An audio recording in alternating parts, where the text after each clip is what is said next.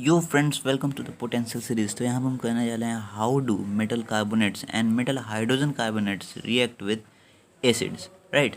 तो सबसे पहले हम समझते हैं कि बेसिक अगर मेटल कार्बोनेट जैसे कि मेटल, कोई भी मेटल आप ले लो, कैल्शियम ले लो या फिर मैग्नीशियम ले लो मैग्नीशियम कार्बोनेट या फिर सोडियम कार्बोनेट, ठीक है। तो किसी भी मेटल का कार्बोनेट अगर किसी एसिड के साथ रिएक्ट होगा तो क्या फॉर्म होगा, ठीक है। तो सबसे पहले मैं बता देता हूँ कि क्या फॉर्म होगा, ठीक है।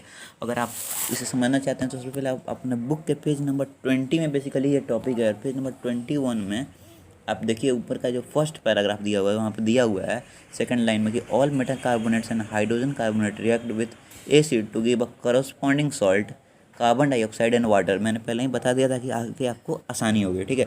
चलो हम बढ़ जाते हैं फिर से पेज नंबर 20 पर। देखो मैं पहले ही बहुत बार बता चुका हूँ कि अगर आप मेरे किसी भी वीडियोस को देख रहे हो पोटेंशियल सीरीज़ के तो आप अपना बुक बेसिकली खोल के रखिए, ठीक है।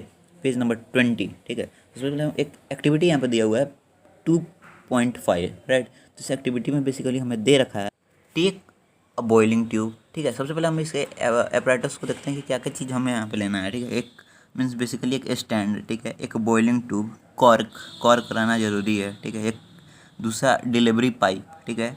एक टेस्ट ट्यूब, ठीक है। और मटेरियल्स रिक्वायर्ड होंगे हमारे मीन्स बेसिकली जो हैं वो है hydrochloric, dilute hydrochloric means basically substance जो हमारे यहाँ पे चाहिए जिसके बीच में रिएक्शन होगा।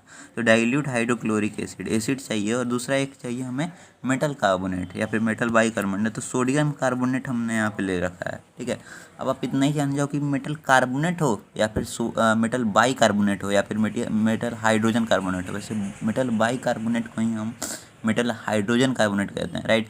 तो अगर मेटल कार्बोनेट या फिर मेटल बाइकार्बोनेट मीन्स दोनों में से कोई भी अगर एसिड के साथ रिएक्ट करेगा तो सेम प्रोडक्ट फॉर्म होगा, वो है corresponding salt, carbon dioxide and water, right. चलो हम इसे समझते हैं समराइज्ड वे में। मीन्स बेसिकली डिटेल्ड इन्फॉर्मेशन होगा लेकिन कुछ हद तक ये समराइज्ड होगा, राइट। क्योंकि अगर एग्जाम में आ जाता है तो आपको मीन्स अपने से इसका आंसर लिखना होगा। एनसीईआरटी बुक में पूरा नहीं होता है, ठीक है। इसलिए आपको साइड बुक रेफर करना होगा, एस चंद वगैरह, राइट।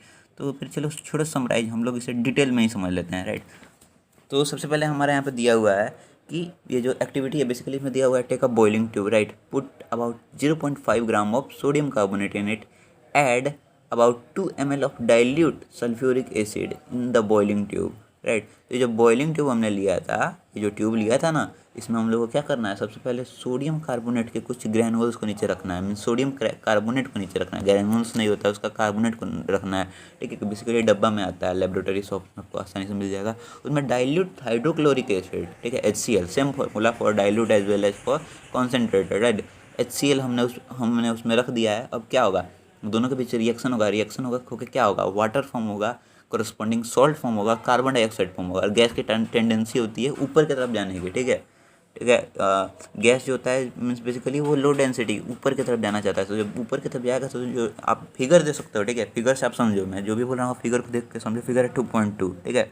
इसका नाम है passing carbon dioxide gas through calcium hydroxide solution, ठीक है। तो अब इतना समझो कि मीन्स बेसिकली एग्जाम में आ जाएगा कि so that when acids react with metal oxide metal carbonate और metal hydrogen carbonate then carbon dioxide is formed as product, right. इस तरह का क्वेश्चन आएगा और ये आना पक्का है। अगर इस चैप्टर से क्वेश्चन आता है, ठीक है, मेटल कार्बोनेट से रिलेटेड, तो ये क्वेश्चन आना तय है, ठीक है। मल्टीपल चॉइस में आए या फिर शॉर्ट टाइप में आए, आना तय है इस चैप्टर से अगर आ जाए, ठीक है, मेटल के कॉन्सेप्ट में, राइट। तो सबसे पहले समझते हैं तो क्या होगा। तो बेसिकली मैंने बताया गैस की टेंडेंसी होती है ऊपर की तरफ जाने की। जो कार्बन डाइऑक्साइड है जब प्रोडक्ट इवॉल्व होगा वो ऊपर की तरफ भागेगा, और जब ऊपर की तरफ भागेगा तो ऊपर हमने कॉर्क लगा रखा है तो जाएगा तो कहाँ जाएगा, ठीक है। तो डिलीवरी ट्यूब से पास करेगा, और डिलीवरी ट्यूब को हमने फर्दर ले जाकर रखा है दूसरे टेस्ट ट्यूब में जिसमें लाइम वाटर है। अब लाइम वाटर फ्रेंड्स बेसिकली होता है कैल्शियम हाइड्रोक्साइड, ठीक है,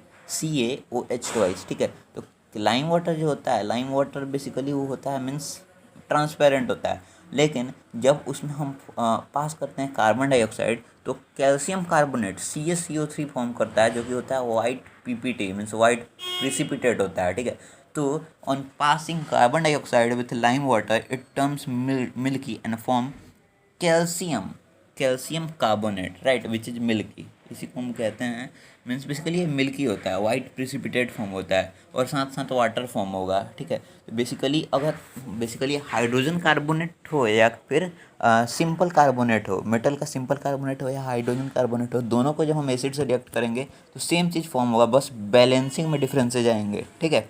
अब पेज नंबर 20 पे देखिए, नीचे जो दो मीन्स कंटिन्यूस ब्लू लाइंस आपको दिखेंगे, ठीक है। यहाँ पे दिया हुआ है sodium carbonate plus HCl hydrochloric acid forms NaCl sodium chloride plus water plus CO2। नीचे दिया हुआ है sodium hydrogen carbonate plus hydrochloric acid forms NaCl plus H2O plus CO2। Same चीज़ है, बस बैलेंसिंग में फ़र्क है, ऊपर सिर्फ HCl में 2 लगा हुआ है, ठीक है। तो सिर्फ बैलेंसिंग में फ़र्क आएगा, बाकी सब चीज़ सिमिलर रहेगा, ठीक है। और जब हम बेसिकली इसको कार्बन डाइऑक्साइड को लाइम वाटर से पास करेंगे तो मिल्की होगा ही, ठीक है। मिल्की होने पर वो बन जाएगा CaCO3 और वाटर साथ साथ रिलीज होगा।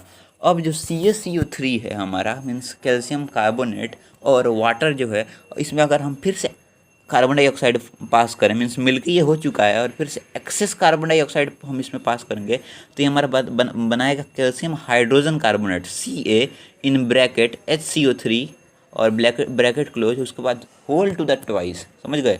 और ये एक्वस होता है और बेसिकली ये वाटर सोल्यूबल होता है, इसलिए दोबारा ये ट्रांसपेरेंट हो जाएगा, समझ गए। इसका मतलब फर्स्ट टाइम जब हम लाइम वाटर में कार्बन डाइऑक्साइड गैस पास करेंगे तो वो बेसिकली ट्रांसपेरेंट से मिल्की हो जाएगा, क्योंकि वो कैल्शियम कार्बोनेट फॉर्म करेगा, ठीक है। और इस कैल्शियम कार्बोनेट के साथ साथ वाटर भी फॉर्म करेगा और दोबारा जब उस कैल्शियम कार्बोनेट और वाटर में हम CO3 एक्सेस पास करेंगे तो basically calcium hydrogen carbonate form करेगा, ठीक है, जो कि वाटर में सॉल्यूबल होता है, इसलिए वो ट्रांसपेरेंट हो जाएगा। तो यही था बेसिकली हमारा how do metal carbonates and metal hydrogen carbonate react with acid. तो सेम चीज़ फॉर्म करेगा, ठीक है। फिर से मैं रिवाइज करवा देता हूँ।